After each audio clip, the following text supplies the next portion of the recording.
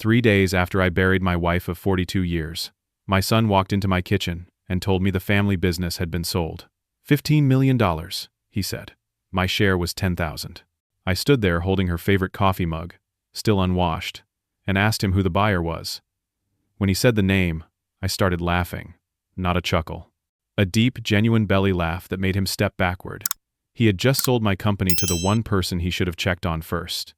Me. Derek stood there in my kitchen, confusion spreading across his face as I kept laughing. The kind of laugh that comes from somewhere deep in your gut, the kind you can't fake.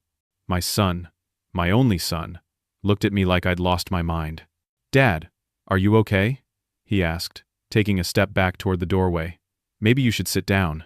I wiped my eyes and set Eleanor's mug on the counter, careful not to spill the cold coffee that had been sitting there since yesterday. I hadn't had the heart to wash it yet. It still had her lipstick on the rim. "I'm fine, Derek. Better than fine, actually. Tell me again about this sale."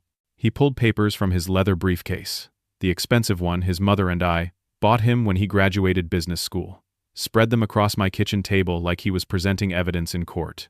"Look, Dad, I know the timing isn't ideal, but I had to act fast.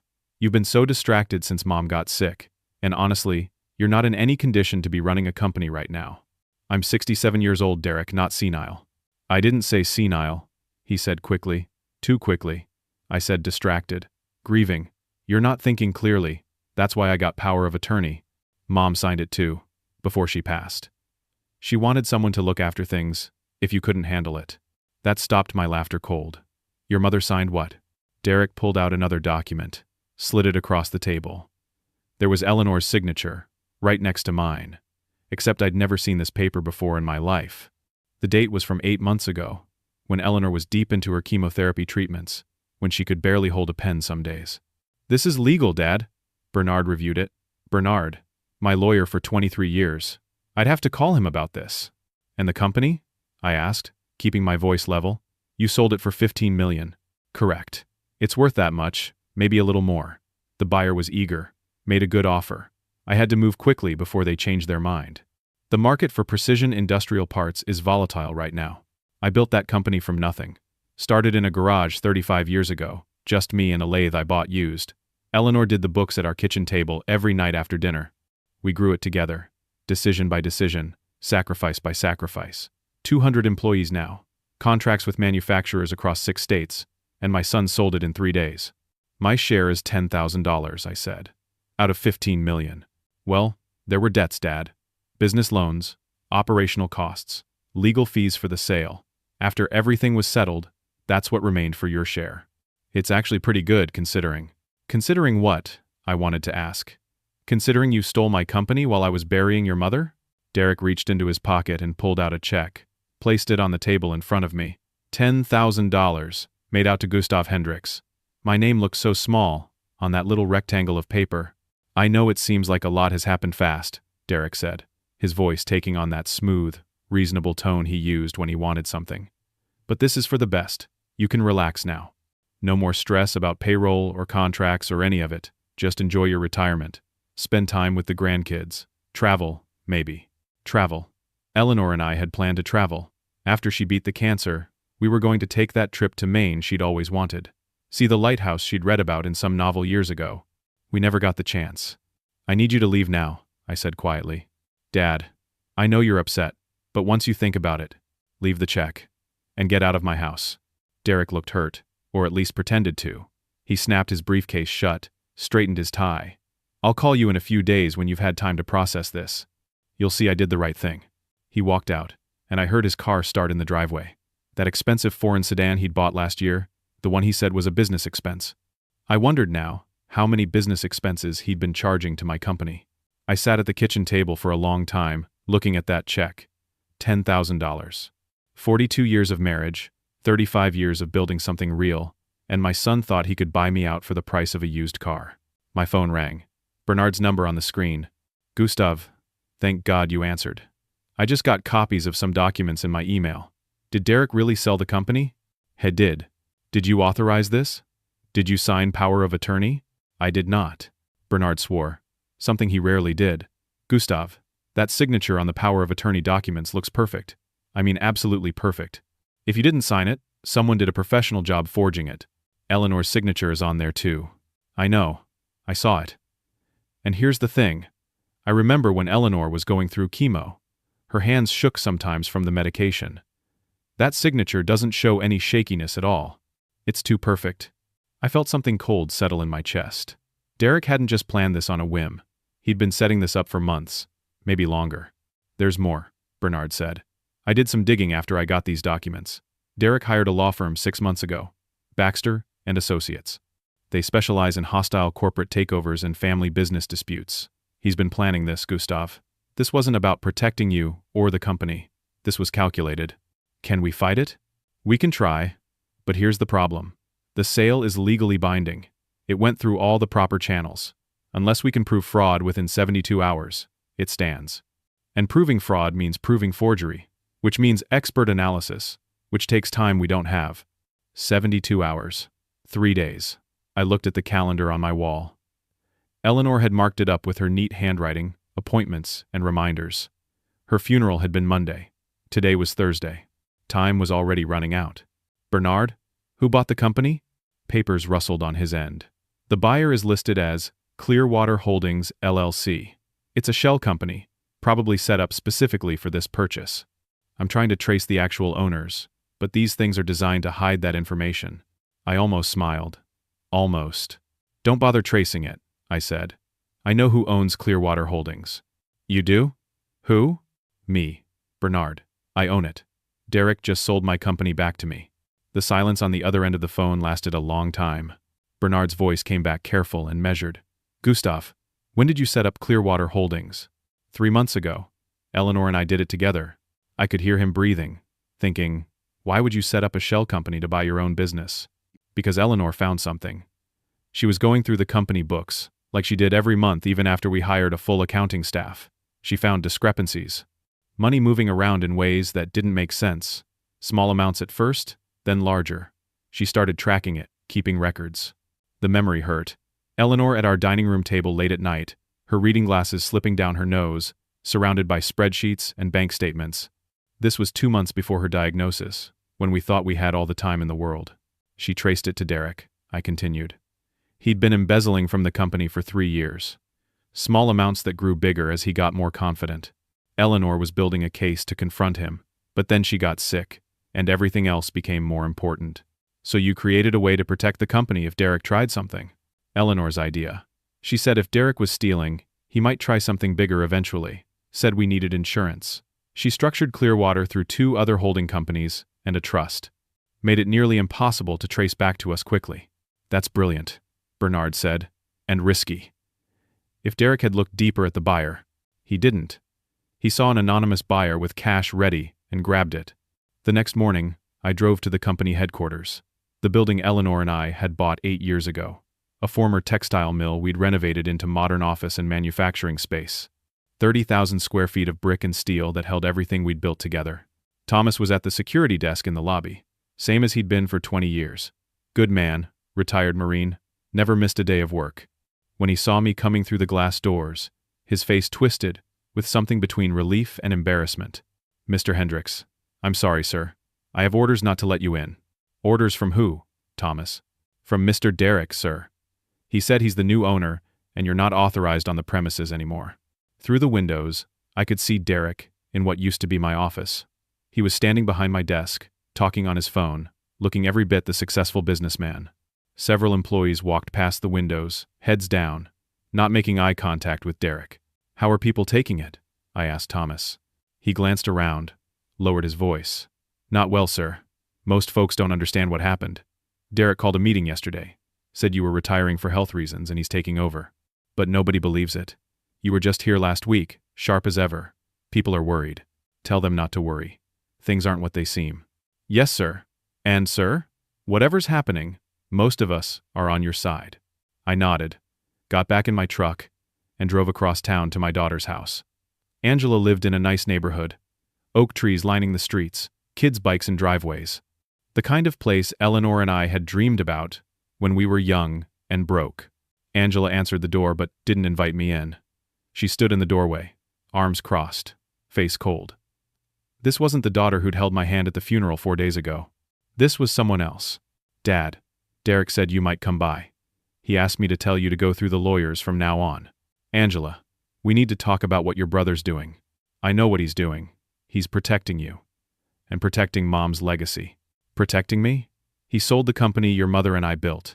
Because you couldn't handle it anymore. Dad, Derek showed me things. Documents. Medical reports. You're not doing well. Mom told me before she died that you were struggling. That stopped me. Your mother said what? She was worried about you. Said you were forgetting things, getting confused. She made Derek promise to look after you when she was gone. He's keeping that promise. My hands went cold. Angela, I'm not confused. I don't forget things. Whatever Derek showed you is fake. Stop it. Her voice was sharp, angry. Stop pretending everything's fine. Mom's gone. The stress broke something in you. Derek is trying to help, and you're fighting him because you're too proud to admit you need help. Did Derek promise you money? A share of the sale? Her face flushed. How dare you? This isn't about money. This is about doing what's right for this family. Derek is stepping up, being responsible. Maybe if you'd paid more attention to him when he was growing up instead of obsessing over that company, he wouldn't have to fix everything now. The door closed in my face. I sat in my truck outside her house for 10 minutes, trying to understand how Derek had turned my daughter against me so completely. He'd used Eleanor's memory, twisted her final days into weapons against me. My phone rang. Frank's number. My business partner for 20 years, the man who owned 20% of the company's shares. Frank, tell me you didn't sell to Derek. Silence. Then, Gustav, I'm sorry. He approached me 6 months ago, said you were having problems, showed me documents, medical reports about memory issues, cognitive decline. He said you needed to step back, but were too stubborn to admit it. He offered me a fair price for my shares, and I took it. What medical reports? I've never had a cognitive evaluation. They looked real, Gustav. Doctor's letterhead, test results, everything. And I could see you were stressed, with Eleanor being sick. I thought maybe there was something to it. Derek said if I didn't sell to him, the company might go under because you couldn't run it properly anymore. So you sold him your 20%. 3 months ago. I'm sorry, Gustav. If I'd known. Did he pay you? Wire transfer. Same day we signed. He had the money ready. After I hung up, I drove home. Found a notice taped to my front door. Legal filing from Derek's lawyers, claiming the house was part of the company's business assets. They wanted to transfer the title as part of the sale. I had 30 days to vacate. The house where Eleanor and I raised our children, where she planted roses every spring and hung Christmas lights every December, where she died in our bedroom with my hand holding hers. That evening, someone knocked on my door. I opened it carefully, half expecting Derek or his lawyers. Rachel stood there, my company's head accountant for 15 years. She was pale, nervous, kept looking over her shoulder at the street. Mr. Hendricks, I need to talk to you, but not here. Can I come in? I let her in, locked the door behind her. She sat at my kitchen table, the same table where Derek had told me about the sale. Derek threatened me, she said without preamble. He knows I have access to Mrs. Hendricks' investigation files. He told me if I talk to anyone, he'll claim I was the one embezzling. He's got documents ready to frame me.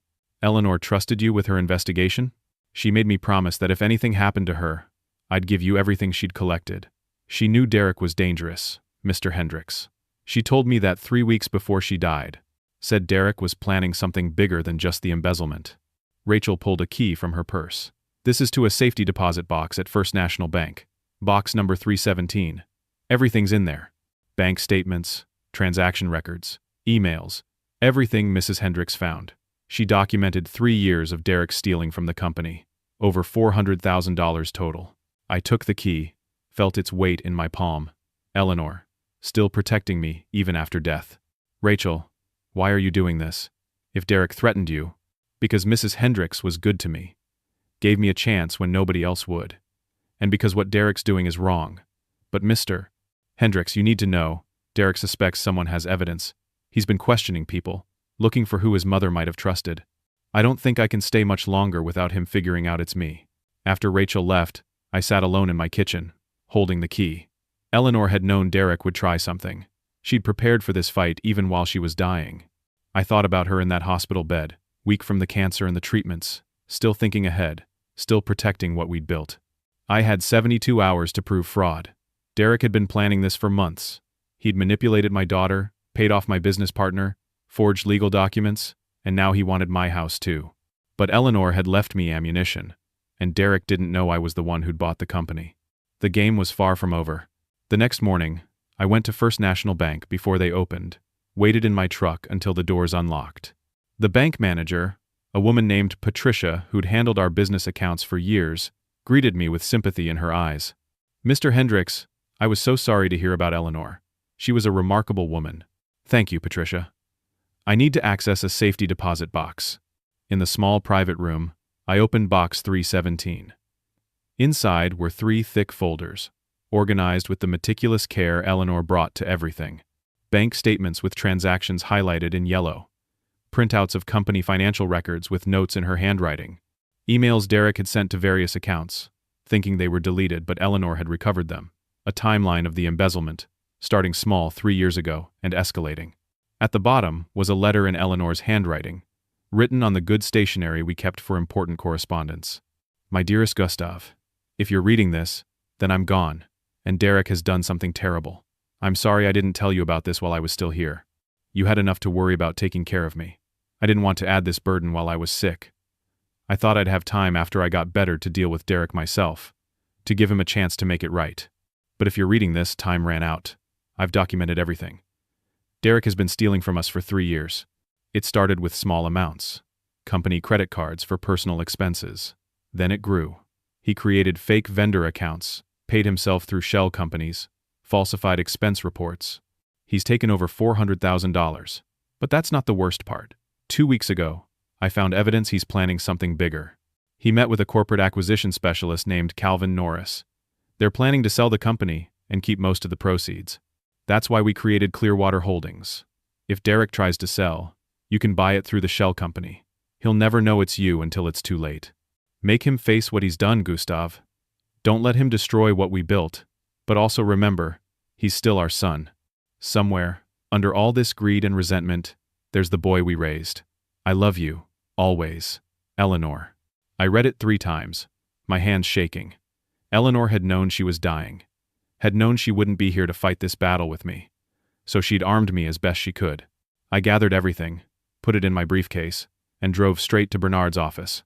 Bernard spread the documents across his conference table, reading quickly, his expression darkening with each page. "This is solid evidence," he said. "More than enough to file criminal charges. But Gustav, we have a problem." "Just one?" "Derek filed a competency hearing. It's scheduled for 5 days from now. He's trying to have you declared mentally incompetent." The room felt suddenly cold. "On what grounds?" "He has medical reports. From a Dr. Harrison Pritchard, neurologist. Claims he's evaluated you multiple times over the past 6 months. The reports describe severe cognitive decline, memory loss, impaired judgment. I've never met a Dr. Harrison Pritchard in my life. I looked him up. He's legitimate, practices here in town, good reputation. But here's the thing, he's also Derek's wife's uncle. Family connection." I closed my eyes. Derek had thought of everything. "If Derek succeeds at the competency hearing, all of your legal actions can be nullified," Bernard continued. "Your testimony won't be credible. The evidence Eleanor gathered won't matter if you're declared incompetent.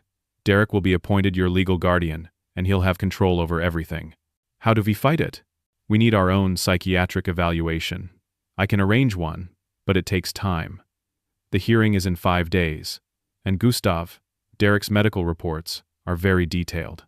They include dates, test results, everything. Even though they're fake, disproving them quickly will be difficult." That night, I couldn't sleep. I kept thinking about Eleanor, about how she'd fought this fight alone while I was focused on caring for her. How she'd been so sick but still sharp enough to see Derek's planning, to build defenses against it. Around 2 in the morning I heard sounds downstairs. Footsteps, careful and quiet. I grabbed my phone, dialed 911, then stayed in my bedroom with the door locked. Police arrived in 6 minutes. They found my back door forced open, muddy footprints through the kitchen. Whoever had been inside fled when they heard the sirens. The police searched, but found nothing. Until we went into Eleanor's home office. Her desk had been ransacked, drawers pulled out, papers scattered everywhere. Her file cabinet was open, folders pulled out and left on the floor. "They were looking for something specific," the detective said. "Any idea what?" I knew exactly what. More evidence Eleanor might have hidden. I'd gotten to the safety deposit box just in time. But then, I realized some things were missing. Eleanor's personal journals, the ones she kept on the shelf above her desk. Some business files she'd kept at home. Not everything, but enough. Derek knew there was evidence out there, and he was willing to break into my house to find it. The next morning, I woke to my phone ringing. Multiple calls from old friends and business associates. The local newspaper had run a story. The headline: Local business owner declared incompetent. Family steps in. The article described me as tragically declining after Eleanor's death. It quoted anonymous family sources saying, "I'd become paranoid and erratic." It portrayed Derek as a devoted son protecting his failing father. There were quotes from Dr. Pritchard's fake reports. Medical terminology that sounded official and damning. The article made it sound like the competency hearing was a formality, that everyone agreed I wasn't capable of managing my own affairs anymore. My phone kept ringing. Some callers were genuinely concerned, had known me for decades, and couldn't believe what they were reading. Others were more cautious, uncertain, wondering if maybe there was some truth to it. By noon, I'd received 17 calls. My reputation, built over 35 years, was being destroyed in a single news cycle. I tried calling Rachel to discuss what to do next. Her phone was disconnected. I drove to her apartment building. The manager told me Rachel had moved out suddenly the day before. Left no forwarding address, took everything with her. She seemed scared, the manager said. Kept looking over her shoulder. Moved out in the middle of the night, didn't even give notice. Back in my truck, I found an envelope tucked under the windshield wiper. Inside were photographs. Rachel and me at the bank, me going into the safety deposit box area. Clear, detailed photos, taken from across the street. A note in Derek's handwriting: "She made the right choice, Dad. You should too." Derek had been following Rachel. He'd seen her give me the key. He'd scared her into disappearing. My key witness was gone. My reputation was being shredded in public. The competency hearing was 4 days away. Derek's medical evidence looked professional and convincing. And I still had to prove that the company sale was fraudulent, that the power of attorney was forged, that Derek had been systematically stealing from the business for years. Eleanor's letter sat in my briefcase. "Make him face what he's done," she'd written. I intended to. But first, I had to survive the avalanche Derek had unleashed. 3 days before the competency hearing, I woke at 5 in the morning to use the bathroom. My credit card was declined when I tried to pay Bernard for his legal services. I checked my bank account on my phone. The balance showed 0. Every account was frozen. I called Bernard. Woke him up. "Derek got a court order," Bernard said, his voice thick with sleep and frustration. "Claims he's protecting your assets during the competency proceedings. Judge Marston approved it yesterday afternoon. I wasn't notified until after business hours. I'm filing an emergency motion to unfreeze your accounts, but the earliest hearing I can get is tomorrow. I can't pay you. Don't worry about that now. We'll figure it out. But Gustav, there's something else. That $10,000 check Derek gave you? I tried to verify it. The account it's drawn on was closed 2 days ago. The check is worthless. Derek had given me a fake check just for show. He never intended for me to have even that small amount." I hung up and sat on the edge of my bed. Eleanor's side still made up the way she'd left it. I couldn't bring myself to change the sheets yet. Some mornings I could still smell her lavender lotion on the pillowcase. At 9 o'clock, someone knocked on my door. I looked through the peephole and saw Angela standing there with Derek. I opened the door, but didn't invite them in. Angela looked uncomfortable. Derek looked like he was inspecting property. "Dad, we need to do an assessment of the house," Derek said, pushing past me into the living room, "for the estate proceedings." "Get out. This house is legally part of the business assets. I have a court order allowing me access." He pulled papers from his jacket pocket, showed me a judge's signature. Another order from Judge Marston. Derek walked through my home like he owned it. Took photos of everything with his phone. The furniture Eleanor and I had bought piece by piece over the years. The piano she'd played every Sunday morning. The grandfather clock that had been her mother's. He stopped at the mantel, where Eleanor's urn Saturday. Derek picked up the framed photo next to it. Eleanor and me, on our 40th anniversary. "You know, you and Mom always had your perfect little partnership," Derek said, his voice casual, but with an edge. "The business, the house, everything. You were a team. I was just the disappointing kid who never quite measured up." "Derek, that's not." "Don't." He set the photo down hard. "I'm not here for a therapy session. I'm here to catalog assets. Angela, start with the bedrooms." Angela hadn't moved from the doorway. "Derek, Maybe we should come back later. Now, Angela. We're on a schedule. She walked past me without making eye contact, headed upstairs. I heard her footsteps in the bedroom Eleanor and I had shared for 4 decades. Derek found Eleanor's wedding ring on my nightstand. I'd kept it there since the funeral, next to a photo of us from our wedding day. Derek picked it up, examined it. "This is estate property," he said, pocketing it. "That's your mother's ring." "Exactly. Part of her estate. You'll get it back when everything's properly settled." His smile was cold. "Assuming you're competent to own property, of course." I stepped toward him, hands balling into fists. I'm 70 years old, but right then, I wanted to hit my son. Derek saw it, stepped back. "Careful, Dad. Violent behavior wouldn't look good at the competency hearing." They left 20 minutes later, with photos of everything I owned. Angela still wouldn't look at me. That evening, stress overwhelmed me. My chest felt tight, breathing became difficult. I tried to stand up from the couch, and the room spun. I made it to the front porch before my legs gave out. My neighbor, Mrs. Chen from 3 houses down, was walking her dog. She saw me collapse, called 911. The ambulance ride was a blur. Emergency room doctors, EKG machines, concerned voices, mild heart attack, they said, stress-induced. They needed to keep me overnight for observation. I woke in a hospital bed, IV in my arm, monitors beeping. A nurse checked my vitals, smiled kindly. "You're stable now, Mr. Hendricks. The doctor will be in soon to talk about your treatment plan." An hour later, Derek walked into my room. I hadn't called him, didn't want him here, but he had papers in his hand and that corporate smile on his face. "Dad, I'm so glad you're okay. The hospital called me as your emergency contact." "Get out. I can't do that. I'm legally responsible for your care now." He showed the nurse his power of attorney documents, the forged ones. She looked at them, nodded, accepted them as legitimate. Derek signed forms. Lots of forms. The nurse took them and left. "What did you just sign?" I asked. "Just standard care authorizations. Nothing to worry about. You're going to get the best treatment." A doctor came in, introduced herself as Dr. Patricia Walsh. She was maybe 55, professional, kind eyes, behind wire-rimmed glasses. She reviewed my chart, asked me questions about my symptoms. "Mr. Hendricks, your heart is stable now.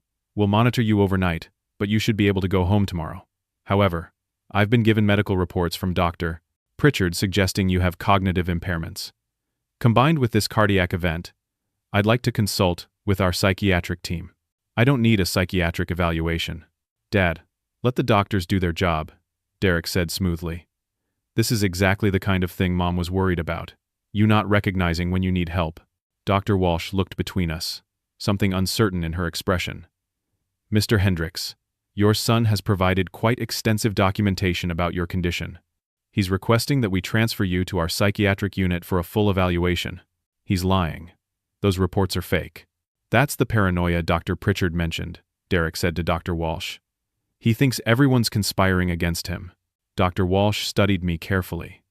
I could see her trying to decide what was real and what wasn't. "Mr. Hendricks, can you tell me what day it is?" "Thursday, April 11th. My wife Eleanor died on April 1st.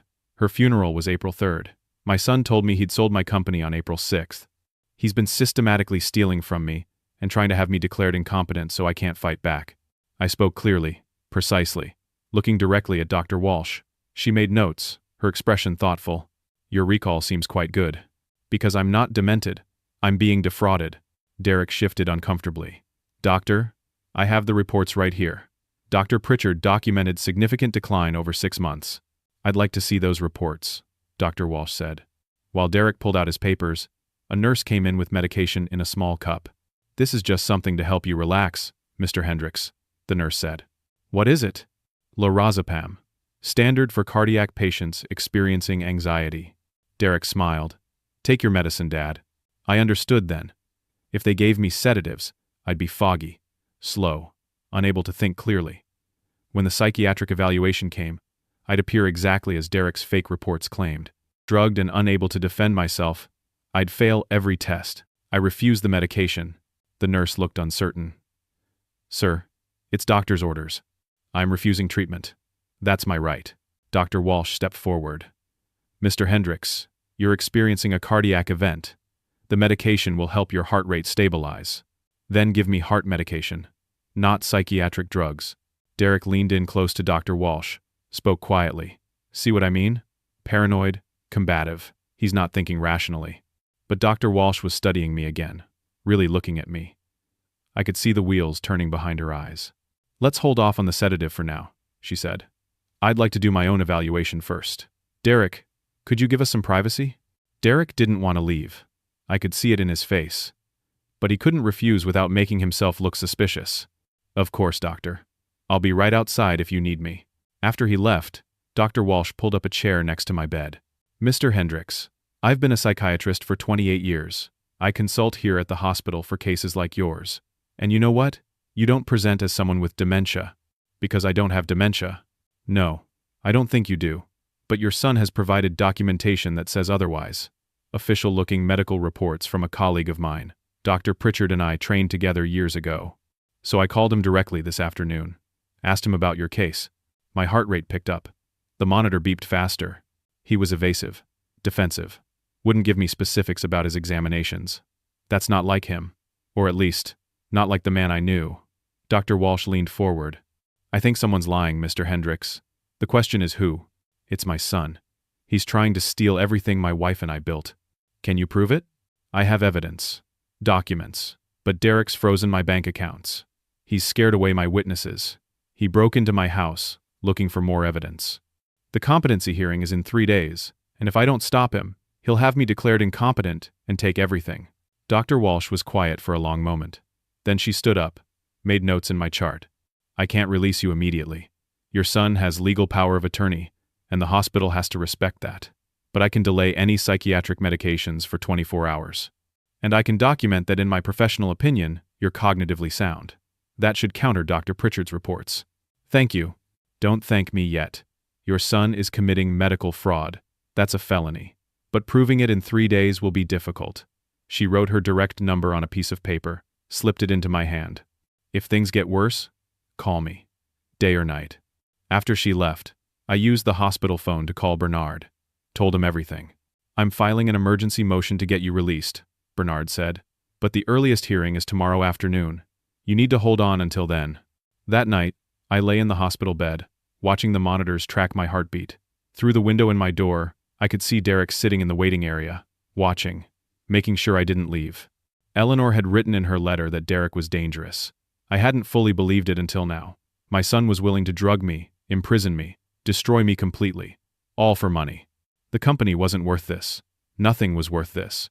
But Eleanor's memory was, and the 200 employees who depended on that company, and the principle that you don't let thieves win just because they're family. I closed my eyes and thought about Eleanor.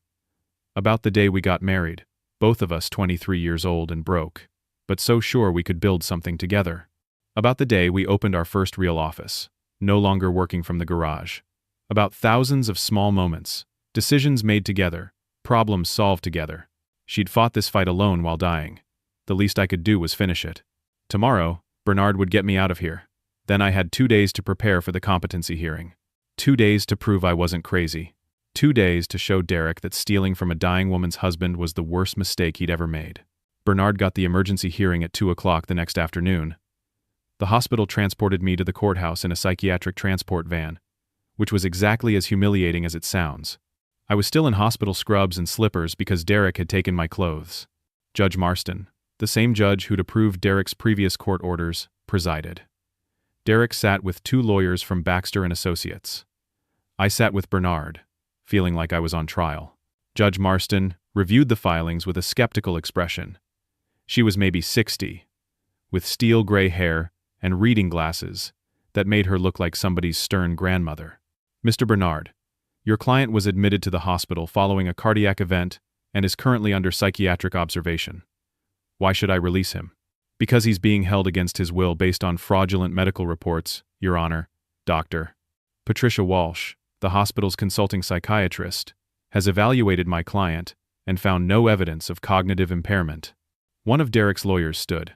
Your Honor, Dr. Harrison Pritchard, a board-certified neurologist, has documented severe dementia progression over 6 months. We have comprehensive reports. I'd like to see both evaluations, Judge Marston said. Papers were presented. The judge read carefully, her frown deepening. These reports contradict each other entirely. Dr. Pritchard claims Mr. Hendricks has severe cognitive decline. Dr. Walsh says he's perfectly sound. Dr. Walsh only saw my father for one evening, Derek's lawyer argued. Dr. Pritchard has been treating him for months. Except Dr. Pritchard has never treated me, I said. I've never met the man. Judge Marston looked at me directly. Mr. Hendricks, Dr. Pritchard's reports include specific examination dates and test results. They're fabricated, Your Honor. Every word. That's a serious accusation. I can prove it. Dr. Pritchard claims he examined me on April 3rd. That was the day of my wife's funeral. I was at Riverside Memorial Chapel from 9 in the morning until 3 in the afternoon, surrounded by 200 witnesses. The judge looked at Dr. Pritchard's report, checked the date. Something changed in her expression. Is that accurate? She asked Derek's lawyer. The lawyer whispered urgently with Derek. We'll need to verify the dates. Do that, Judge Marston said coldly. In the meantime, I'm ordering an independent psychiatric evaluation by a neutral third party. Dr. Marcus Aldridge will conduct a comprehensive assessment tomorrow morning. Until that evaluation is complete, I'm releasing Mr. Hendricks from psychiatric hold. But the power of attorney remains in effect pending the competency hearing. She looked at me. Mr. Hendricks, if Dr. Aldridge's evaluation supports your son's claims, I will rule against you. Do you understand? I understand, Your Honor. Derek looked furious, but couldn't object without making himself look worse. The judge signed the release order, and I was free. Bernard drove me home. I showered, put on real clothes, felt almost human again. The evaluation is at 8 tomorrow morning, Bernard said. We have one shot at this. Dr. Aldridge is completely neutral, no connection to either side. If you pass his evaluation, we can fight Derek's competency petition. If you don't, I'll pass. That evening, I finally slept in my own bed for the first time in 2 days. No monitors beeping, no nurses checking vitals, no Derek watching through a window. The next morning, Dr. Marcus Aldridge arrived at Bernard's office at exactly 8 o'clock. He was maybe 45, African American, with kind eyes and a professional demeanor that put me at ease. For 2 hours, he put me through every cognitive test imaginable. Memory tests, reasoning puzzles, judgment scenarios. He asked about my life, my work, my relationships. He tested my recall of recent events and distant past. He evaluated my ability to plan, to problem solve, to think abstractly. I answered everything clearly and honestly. Told him about the company, about Eleanor, about what Derek had done. Dr. Aldridge listened without judgment, just took notes, and asked follow-up questions. When we finished, he spent 30 minutes writing his report. Then he handed it to Bernard. Mr. Hendricks shows no signs of cognitive impairment. His memory is excellent, his reasoning is sound, his judgment is appropriate. He scored in the normal range on every assessment. Bernard smiled for the first time in days. Thank you, doctor. However, Dr. Aldridge continued, I'd like to add something to my report. Either Dr. Pritchard evaluated a completely different patient, or his reports are fraudulent. The discrepancy isn't a matter of opinion. It's impossible that Mr. Hendricks declined from normal cognition to severe dementia in the 12 hours between my evaluation and Dr. Pritchard's most recent report date. Will you testify to that at the hearing? Bernard asked. Absolutely. The competency hearing was scheduled for 10 o'clock the next morning. I spent the rest of that day preparing with Bernard, reviewing all of Eleanor's evidence, organizing our case. That night, I called Angela. She answered, but didn't speak. Angela, I know you're angry. I know Derek convinced you I'm losing my mind. But tomorrow, you'll see the truth. 3 psychiatrists have evaluated me. Only Derek's uncle by marriage says I'm incompetent. Please, just come to the hearing with an open mind. She was quiet for a long time. Then, I'll be there. She hung up. The next morning, I put on my best suit, the one Eleanor had bought me for our 40th anniversary party. I knotted my tie the way she'd taught me, looked at myself in the mirror and tried to see what she'd seen, the man she'd trusted to finish this fight. The courthouse was full. Word had spread, and the local media had shown up. This had become a public spectacle. Judge Patricia Gomez presided over the competency hearing. She was younger than Judge Marston, maybe 50, with sharp eyes that missed nothing. Derek and Angela sat on one side with Derek's lawyers. I sat with Bernard on the other. The gallery was full of people from the company, old friends, business associates, even some I didn't recognize. Judge Gomez reviewed all the medical evaluations, her expression growing steadily more severe. I note that we have 3 psychiatric evaluations here, Dr. Walsh's and Dr. Aldridge's both state that Mr. Gustav Hendricks is cognitively sound. Dr. Pritchard's states the opposite. That's troubling. Derek's lawyer stood. Your Honor, Dr. Pritchard has been treating Mr. Hendricks for 6 months. The other evaluations were brief, snapshot assessments. Let's hear from Dr. Pritchard then. I want him to testify. Dr. Pritchard was sworn in. He was maybe 50, distinguished looking, wearing an expensive suit. He took the stand nervously, kept adjusting his tie. Judge Gomez asked him to explain his examinations. Dr. Pritchard described multiple sessions, tests he'd administered, symptoms he'd observed. Then Bernard stood for cross-examination. Dr. Pritchard, you examined Mr. Hendricks on April 3rd, correct? Yes, that's in my notes. What time was that examination? Morning. Around 10 o'clock. And where did it take place? In my office? Bernard produced documents. This is the sign-in log from Riverside Memorial Chapel for April 3rd. Mr. Hendricks signed in at 8:45 in the morning for his wife's funeral service. The service lasted until 2:30 in the afternoon. He couldn't have been in your office at 10. Dr. Pritchard's face went pale. I may have the date wrong. I took notes from memory after the session. You took notes from memory? That's not standard practice, is it? Sometimes, if I'm busy. Dr. Pritchard, isn't it true that you never examined Mr. Hendricks at all? That these reports were written based on information provided by Derek Hendricks, your niece's husband? That's not. I mean Derek is family. But, yes or no, doctor, did you ever personally examine Gustav Hendricks? The courtroom was completely silent. Dr. Pritchard looked at Derek, then at the judge, then down at his hands. No, I did not. The courtroom erupted. Judge Gomez banged her gavel. Order! Dr. Pritchard, you submitted false medical reports to this court? Derek told me his father was declining rapidly. He showed me videos of Gustav appearing confused. He said his father refused treatment and needed help. I thought I was helping. By committing fraud? Judge Gomez was furious. Bailiff, please contact the Medical Licensing Board. This doctor's license is suspended pending investigation. She turned to Derek. Mr. Hendricks, did you fabricate these medical reports? Derek's lawyers were whispering urgently to him. He stood slowly.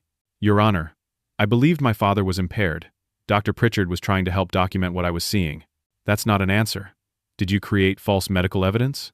I may have. Exaggerated some symptoms, but only because Dad was refusing proper evaluation. Judge Gomez's expression could have frozen water. The competency petition is denied. Mr. Gustav Hendricks is clearly mentally competent.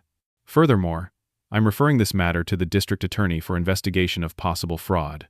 But Bernard wasn't finished. He stood. Your Honor, there's more. I'd like to present evidence regarding the business sale that precipitated all of this. Proceed. Bernard laid out documents on the evidence table. The power of attorney documents that authorized this sale were forged. Both Mr. Hendricks and his late wife's signatures are fraudulent. Furthermore, the company was sold to Clearwater Holdings LLC, which Mr. Derek Hendricks claimed was an outside buyer. Derek's lawyers were frantically flipping through papers. However, Bernard continued, Clearwater Holdings is actually owned through a series of shell companies and trusts. I've traced the ownership structure completely. He produced more documents. The ultimate owner of Clearwater Holdings is Gustav Hendricks himself. Derek sold his father's company back to his father without realizing it. The courtroom erupted again. Derek stood up, face red, looking between Bernard and me. That's impossible. I vetted the buyer. Not thoroughly enough, I said, speaking for the first time. Eleanor set it up 3 months ago when she found out you were stealing from us. She knew you'd try something eventually. Stealing? I never. Bernard pulled out Eleanor's files.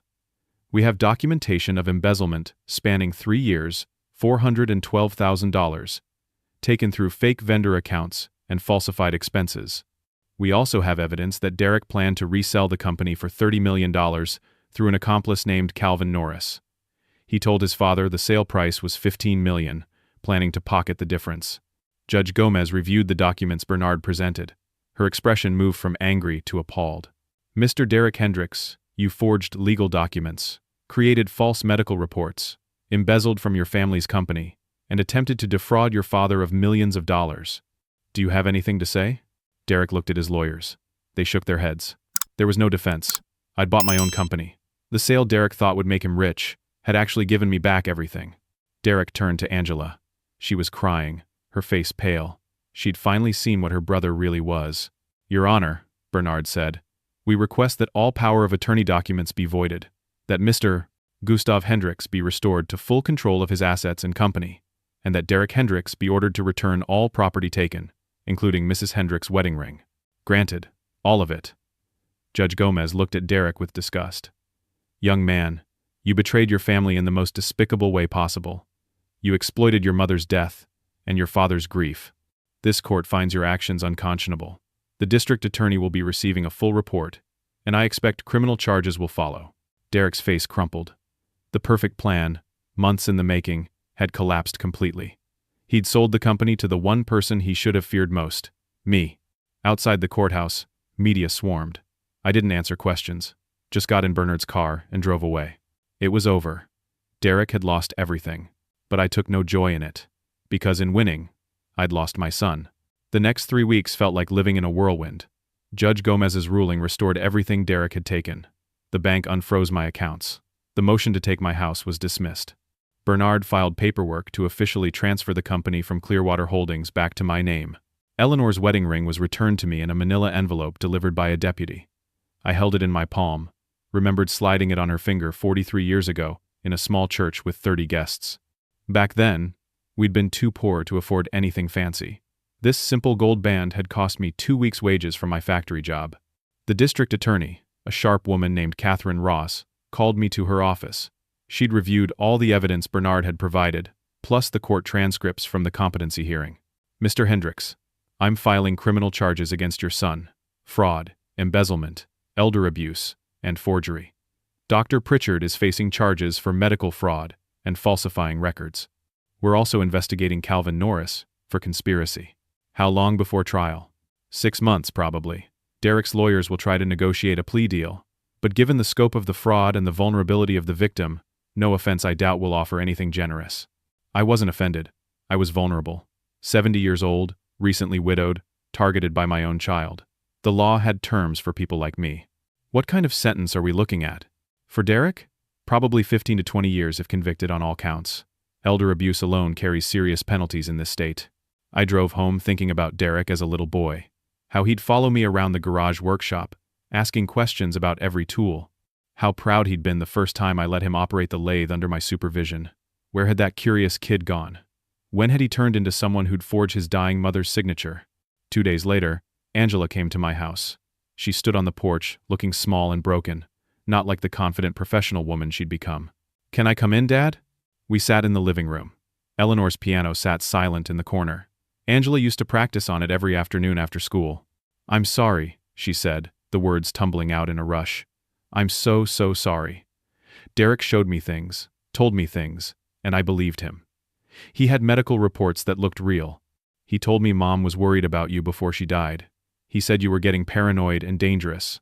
I thought I was protecting you by helping him. He manipulated you. He's good at it. That's not an excuse. I should have talked to you directly. Should have questioned what he was telling me. Instead, I turned my back on you right after Mom's funeral. I watched him take her wedding ring and did nothing. She was crying now. How can you even look at me? Because you were lied to. You're a victim in this too." "No, I'm not. I'm a coward who chose the easy path." Derek said what I wanted to hear, that I was helping, that I was doing the right thing.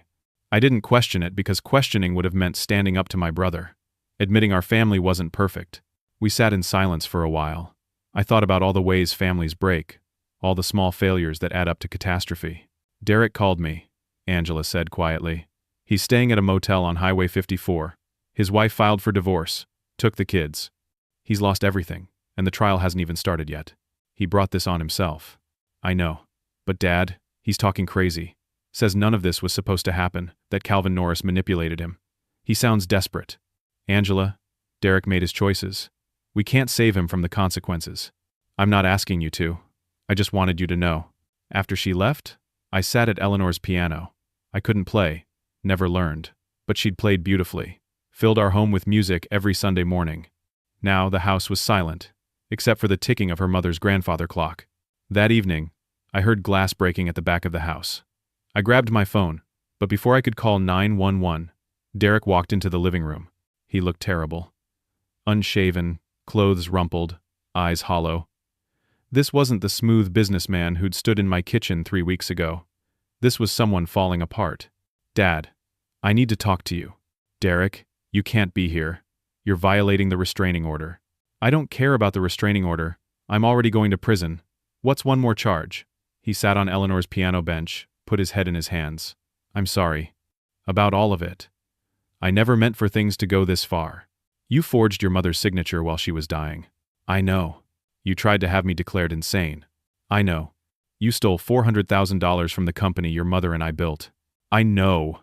He stood up, voice breaking. I know what I did, Dad. I live with it every minute. I can't sleep. I can't eat. All I see is Mom's face, how disappointed she'd be. So, why did you do it? Because I was tired of being the failure. The words came out raw, angry. You and Mom had this perfect partnership. The business, the marriage, everything. You were a team. I was just the disappointing kid who couldn't do anything right. Every business I started failed. Every job I had, I got fired from. Meanwhile, you built this empire, and everyone talked about how brilliant you were. We built that company for you, for your future. I didn't want a future handed to me. I wanted to earn something myself, but I couldn't, so I got angry, started taking money, telling myself I deserved it because I was family. Then Calvin Norris approached me, said he could help me finally beat you at something, finally win. This wasn't a competition, Derek. It was to me. He looked at me with tears streaming down his face. And I lost anyway. Sold your company right back to you like an idiot. Mom must be laughing in her grave. Your mother isn't laughing. She's heartbroken. Derek crossed the room suddenly, moved toward me. I stepped back, but he was faster. He shoved me. Hard. I fell backward, my head hitting the corner of the coffee table. Pain exploded through my skull, and the room spun. Through blurry vision, I saw Derek standing over me, horror on his face. Dad? Dad, I'm sorry, I didn't mean. He pulled out his phone, dialed 911. I need an ambulance. My father's hurt. I hurt him. Please come. The next thing I remember clearly is paramedics loading me into an ambulance. Police were there too, putting Derek in handcuffs. A neighbor, Mrs. Patterson from across the street, stood on her porch. She'd heard shouting and called the police before Derek did. At the hospital, they diagnosed a concussion. Not serious, but I had to stay overnight for observation. My head pounded, and I kept thinking about Derek's face right after he pushed me. The immediate regret, the horror at what he'd done. The district attorney visited me in the hospital the next morning. Mr. Hendricks, Derek has been charged with assault. With this on top of everything else, we can ensure a maximum sentence. He'll be in prison for decades. I lay in the hospital bed, thinking about Derek as a little boy learning to ride a bike, about him at college graduation, so proud in his cap and gown, about him at his wedding, dancing with his mother while Eleanor cried happy tears, about Eleanor's letter. Make him face what he's done. Not destroy him. Make him face it. I won't press assault charges, I said. Catherine Ross looked stunned. Mr. Hendricks, he attacked you. He gave you a concussion. He was desperate and out of control. It wasn't calculated like the fraud. He needs to face consequences for what he did to the business, for the embezzlement. But adding more years for pushing me in a moment of panic doesn't help anyone. What about your grandchildren? Don't you want justice? I want my grandchildren to have a father eventually. Derek's already facing 8 to 10 years minimum on the fraud charges. Adding assault makes it 15 to 20. His kids are 7 and 9. I won't make them grow up without a father for their entire childhood. Catherine wasn't happy, but she respected my decision. After she left, Angela came to visit. She'd been taking care of Derek's kids while his ex-wife worked. Thank you, she said quietly, for not adding the assault charges. How are Emma and Nathan? Confused. Scared. They don't understand why Daddy can't come home. Bring them to visit me when I'm out of here. They're innocent in all this. They shouldn't lose their grandfather too. 2 days later, Angela brought Emma and Nathan to my house. They'd been here 100 times before, but now they were hesitant, uncertain. Grandpa, are you mad at Daddy? Emma asked. She was 9, smart as a whip, looked just like Eleanor had at that age. I'm disappointed in some choices he made, but he's still your father, and he loves you. He's going to prison, Nathan said. He was 7, quieter than his sister, thoughtful. Is it because he was bad? I thought about how to answer. These kids deserve truth, but age-appropriate truth. Your dad made some very wrong choices. He hurt people, including me and your grandmother's memory. When grown-ups make bad choices that hurt others, they have to face consequences. That's how we learn, and how we make things right. Will he come back? Emma asked. Yes, it will take time, but he'll come back.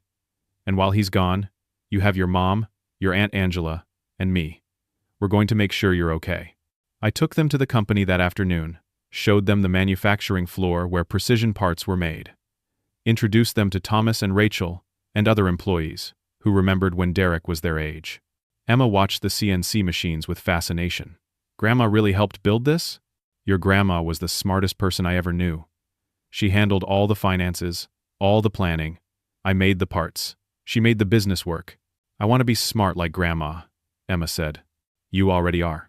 6 months later, Derek's trial concluded. I sat in the courtroom every day, watching my son answer for his crimes. The prosecution presented Eleanor's evidence, the forged documents, testimony from Rachel and other employees. Derek's lawyers tried to argue he'd been manipulated by Calvin Norris, that he'd genuinely believed I was impaired, that he'd planned to share the proceeds with me eventually. The jury didn't believe it, neither did I. Derek was found guilty on 11 of 14 counts. The judge, a stern man named Harold Preston, showed no mercy in his comments. Mr. Hendricks, you betrayed your family in their darkest hour. Your mother was dying, and you saw an opportunity for profit. Your father was grieving, and you exploited his pain. This shows profound character failure. This court sentences you to 8 years in federal prison, with eligibility for parole after 5 years. You will also pay restitution of $412,000 to your father and the company. Derek stood to make a statement. He'd lost weight during the trial, looked older than his 43 years. Your Honor, Dad, I'm sorry. I can't explain why I did what I did, except to say, I let greed and resentment poison me. I betrayed the 2 people who loved me most in this world. I used my mother's death as an opportunity, instead of mourning her properly. I deserve this sentence and more. I just hope someday my children and my father can forgive me, even though I don't deserve it. He was remanded immediately. I watched bailiffs lead him away in handcuffs. Angela sat next to me, crying quietly. Outside the courthouse, reporters asked how I felt. I didn't answer. How do you feel when your son goes to prison for stealing from you? There's no good answer to that. Dr. Pritchard lost his medical license and received 2 years probation. Calvin Norris fled to the Cayman Islands before trial. The FBI was still trying to locate him. I went back to running the company, promoted Rachel to chief financial officer. She'd earned it through loyalty and courage, implemented new financial safeguards, transparency policies, regular audits, made sure what Derek did could never happen again. The employees welcomed me back with genuine warmth. Several admitted they'd felt pressured by Derek, had been uncomfortable with his management style, but didn't know how to speak up. Mr. Hendricks, Thomas said one afternoon, we're glad you're back. This place wasn't the same without you and Mrs. Hendricks. But I was 70 years old. I couldn't run the company forever, and I'd learned a hard lesson about family succession. Derek had felt entitled to something he hadn't earned, and that entitlement had destroyed him. I called a meeting with Rachel and Thomas, our operations manager who'd been with us for 18 years. I'm making a change, I told them. Over the next 3 years, I'm transitioning this company to an ESOP, an employee stock ownership plan. The people who built this company will own it. Not me, not my family. You. Rachel looked stunned. Mr. Hendricks, what about your grandchildren? Your legacy? My grandchildren will inherit values and education, not a company they don't understand. I'm setting up trust funds for Emma and Nathan's college, enough to give them opportunities. But they'll need to work, to build something themselves, to contribute to the world. They won't be handed everything like Derek was. That's the real legacy. Over the next months, Bernard and I structured the ESOP. Lawyers drew up papers. Accountants calculated valuations. I met with every employee to explain how it would work. In 3 years, on what would have been Eleanor's and my 45th anniversary, the company would transfer to employee ownership. The employees cried. Some thanked me. Others didn't know what to say. Thomas shook my hand for a solid minute. Mrs. Hendricks would be proud of this decision, he said. Angela and I rebuilt our relationship slowly. She was in therapy, working through guilt about believing Derek. We had dinner once a month, careful conversations where we rediscovered each other. She brought Emma and Nathan to visit regularly. The kids were resilient in the way children are.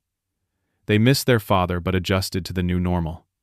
Emma became obsessed with engineering, asked questions about how everything worked. Nathan was gentler, more artistic, Liked to draw pictures of machines from the factory. I reduced my work hours, made time to attend Emma's science fairs and Nathan's art shows, taught them to play chess on the board Eleanor and I used to play on, told them stories about their grandmother, keeping her memory alive. One Saturday afternoon, a year after Derek's sentencing, I drove to the federal prison where he was incarcerated. I hadn't visited before, wasn't sure I could, but it was time. Derek looked different in prison clothes. Smaller somehow. Older.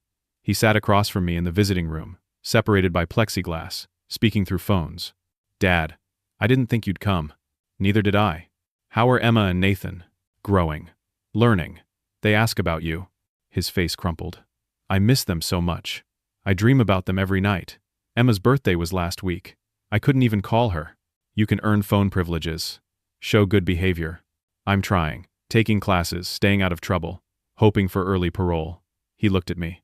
"I read Mom's letter, the one she wrote you. Angela brought me a copy. I had to read what Mom thought of me." "What did you think?" "That she saw me better than I saw myself. She knew I was capable of this, and she tried to stop it anyway. She tried to save me from myself." He wiped his eyes. "I'm in therapy here. Prison therapy. Trying to figure out why I did it." "Have you figured it out?" "Some of it. I felt like nothing I did was good enough. Everything you and Mom built seemed so perfect, and I couldn't measure up. So I stopped trying and started resenting you instead." The therapist says that's common for kids of successful parents. Doesn't excuse what I did, but explains it. We talked for 30 minutes. It wasn't forgiveness. It wasn't reconciliation. But it was a start. As I drove home, I thought about Eleanor's letter. Make him face what he's done. Derek was facing it now. Every day in prison, every missed birthday, every phone call he couldn't make to his children, the consequences were real and painful. But Eleanor had also written, "Remember, he's still our son. Somewhere under all this greed and resentment, there's the boy we raised." I had to believe that boy was still in there. Had to believe 5 years in prison might bring him back.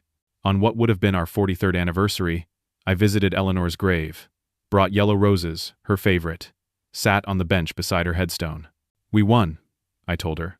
"Your plan worked perfectly. Derek sold the company to Clearwater. Never knew it was us. I got everything back." The wind rustled through the oak trees overhead. "The kids are okay. Emma has your mind for numbers. Nathan's gentle like you were. Angela's healing. She's stronger than we gave her credit for." I touched the headstone, traced her name with my finger. "Derek's in prison. 8 years, maybe out in 5 if he earns parole. I visit him sometimes. I think he's starting to understand what he did. But Eleanor, I don't know if I can fully forgive him." "How do you forgive someone for using your death as an opportunity?" No answer, just birdsong and wind. "I'm giving the company to the employees. In 2 more years, it'll be theirs. Everything we built will belong to the people who helped us build it. That feels right." "That feels like what you'd want." I sat there until the sun started setting, orange light filtering through the trees. The business wasn't the point, I understood now. The point was building something meaningful with someone you loved. Eleanor and I had done that. We'd created a life together, raised children, employed people who became like family, built something that mattered. Derek had never understood that. He'd seen the business as a prize to be won, not a responsibility to be honored. That's why he'd lost everything. 6 months later, I stood in the company conference room with all 200 employees. The ESOP paperwork was nearly complete. In 1 year, they'd officially own the company. "I want to explain why I'm doing this," I told them. "My wife Eleanor and I built this company over 35 years. We sacrificed a lot. Long hours, stress, financial risks. We did it to create something lasting, something that would provide good jobs and quality products." I looked around the room at faces I'd known for decades. My son thought this company was his inheritance, something he deserved just for being born. That sense of entitlement destroyed him. He's in prison now for trying to steal what he thought belonged to him by right. Some people shifted uncomfortably. Everyone knew the story. But here's what I learned. This company never belonged to me or my family. It belongs to all of you. You're the ones who show up every day, who solve problems and make parts and keep customers happy. Eleanor knew that. That's why she fought to protect this place even while she was dying. Rachel was crying. So was Thomas. Several others too. So in 1 year, this will officially be your company. An ESOP means you all own shares. When the company does well, you do well. When we face challenges, we face them together. That's how it should be. Someone started clapping. Then everyone was clapping, some crying, some cheering. I stood there feeling Eleanor's presence beside me, knowing she approved. That night, I sat in my kitchen at the table, where Derek had told me he'd sold the company, held Eleanor's coffee mug, the one I'd finally washed but kept on the shelf. Thought about everything that had happened, the betrayal, the fight, the victory, the cost of it all. I'd kept the company, restored my reputation, seen Derek face justice, protected my grandchildren's future, but I'd lost my son, at least for now, and Eleanor was still gone. Victory didn't feel the way I'd expected. It felt hollow in some ways, empty. But then I thought about Emma asking questions about engineering, about Nathan drawing pictures of machines, about Rachel running the financial department with the same careful attention Eleanor had brought to it, about 200 employees who'd have ownership and security. That wasn't hollow. That was real. The greatest victory wasn't keeping the company or beating Derek. The greatest victory was maintaining my integrity through the darkness, was choosing justice over revenge, was still being able to love my grandchildren despite what their father had done, was honoring Eleanor's memory by finishing the fight she'd started. That's what matters in the end. Not what you accumulate, but what you teach through how you handle life's cruelest moments. Betrayal from family cuts deepest, but how you respond to that betrayal defines your character. Eleanor knew that. That's why her letter didn't say destroy Derek. It said make him face what he's done. I'd done that, and in doing it, I'd learned that true legacy isn't what you leave behind. It's the values you demonstrate, the principles you uphold, the love you show even when it's hard. Eleanor and I built a company together, but more importantly, we built a life based on honesty, hard work, and partnership. That was the real inheritance. Not the business or the money, but the example of how to live with integrity. Derek lost everything because he forgot that. Or maybe he never learned it. But Emma and Nathan would learn it. Through watching their grandfather refuse to become bitter, refuse to seek revenge, refuse to let Derek's betrayal destroy him, they'd learn that you can be hurt deeply and still choose grace, can be betrayed and still choose justice over vengeance, can lose almost everything and still find reasons to be grateful. That's the lesson Eleanor wanted me to teach. That's the fight she needed me to win. Not just to keep the company, but to show that love and principle matter more than money, that family bonds are worth preserving even when they're damaged, that consequences are necessary, but cruelty isn't. I won that fight. We won that fight, Eleanor and me, one last time as partners. And that victory, the real victory, will last longer than any company ever could. Now, I want to ask you something. If you were in my position, could you forgive a child who betrayed you so completely? How do you balance justice with mercy when family is involved? Share your thoughts in the comments below. I'd genuinely like to know how others would handle something like this. If this story moved you or made you think, please hit that like button. Subscribe to hear more stories about real life, real struggles, and how we navigate the hardest moments. And share this with someone who needs to hear that integrity matters, even when it costs you everything. Thank you for listening to my story. I hope wherever life finds you, you're surrounded by people who value you for who you are, not what you have. And I hope if betrayal ever finds you, you meet it with the same courage Eleanor showed me. Take care of each other out there. Family is complicated, but honesty and principle never go out of style.